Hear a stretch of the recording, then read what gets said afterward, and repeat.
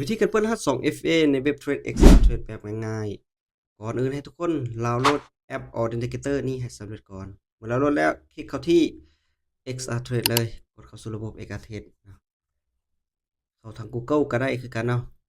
โอเคแล้วคลิกเข้าที่รูปโปรไฟล์คลิกเข้าไปวันนี้รูปโปรไฟล์เลื่อนขึ้นไปแล้วจะเห็นรหัส 2FA จำเป็นต้องเปิดเนาะเพื่อความปลอดภัยในการเข้าสู่ระบบและการถอนเงินเป็นตัวนี้คลิกเข้าที่ปุ่มสีขาวนี่เลยคลิกเข้าไปอันนี้จะเป็นข้อมูลสำคัญที่ว่าเราต้องเอาไปใช้ในการเปิดรหัส 2FA ขั้นตอนต่อไปคลิกคัดลอกเอารหัสสำรองนี่เลยคลิกคัดลอกเอาไว้เนาะวันนี้แหละเมื่อคลิกแล้วเข้ามาที่ Authenticator โอเคถ้าว่าเราเปิดไม่มันจะบ่มีรหัสนี่อันนี้จะเป็นรหัสที่ว่าเราเคยเปิดมาแล้วขั้นตอนต่อไปก็คือกดหมายบวกบอนนี้เนาะมุมบอนนี้กดหมายบวกแล้วกดป้อนคีย์การตั้งค่าบอนนี้จะเป็นบอนการใส่ข้อมูลบล็อกที่1ก็คือตั้งชื่อแบบใดก็ได้ที่ว่าเราจะจื้อเพื่อว่าเรามีหลายอันโอเคตั้งชื่ออย่างใดก็ได้เนาะตั้งชื่อแบบใดก็ได้บล็อกที่2ก็คือรหัสสำรองที่ว่าเราคัดลอกเมื่อกี้เอามาวางใส่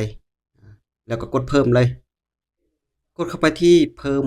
เมื่อเพิ่มสำเร็จแล้วให้กลับไปที่ XRTrade ก่อนกลับเข้าไป XRTrade บนบล็อกนี้เนาะบล็อกรหัสผ่านนี้ก็คือต้องเป็นรหัสที่ว่าเราสมัครหรือว่าเขาใส่เข้าสู่ระบบนั่นเองรหัส Gmail ที่ว่าเราสมัครใส่ให้ถูกหรือว่าเราจะกดเบิ่งอยู่ตานี่ก็ได้โอเคเมื่อใส่สำเร็จแล้วมาสู่บล็อกที่2นี่ก็คือการส่งเมลเนาะการส่งเมลคลิกเข้าที่ลูกศรนี่เลยภายใน60วิเราต้องไปเอารหัส OTP ที่ว่ามันส่งไปหา Gmail ของเราเนาะใน60วิมาที่เมลนี่เลยโอเคนะ XRTrade Email Verify Code คลิกเข้าไปเลยจะมีรหัส OTP 6ตัวนี้เนาะ OTP 6ตัวนี้คัดลอกเอาแล้วกลับไปที่ XRTrade มาวางใส่รหัสยืนยันเมลโอเควางใส่เลยแล้วเราก็บล็อกต่อไปรหัส 2FA บล็อกสุดท้ายนี้ก็คือเราต้องไปเอารหัส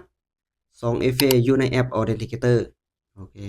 จะเป็นรหัสตัวนี้เนาะตัวสุดท้ายนี้ที่ว่าเราเปิดไปเมื่อกี้นี้คัดลอกเอาก่อนที่มันจะหมดเวลามันจะนับถอยหลังเนาะนับถอยหลัง30วินาทีคัดลอกเอาเลยไปวางใส่บล็อกที่รหัส 2FA วางใส่แล้วก็กดเปิดใช้งานเลยเพียงเท่านี้ก็สำเร็จในการเปิดรหัส 2FA แบบง่ายๆแต่ว่าบ่เข้าใจตัวใดก็สามารถคอมเมนต์สอบถามได้หรือว่าปรึกษาได้เนาะอย่าลืมการลงทุนมีความเสี่ยงต้องศึกษาให้ดีก่อนที่จะลงทุนขั้นตอนต่อไปก็คือเปิดรหัสธุรกรรมเนาะ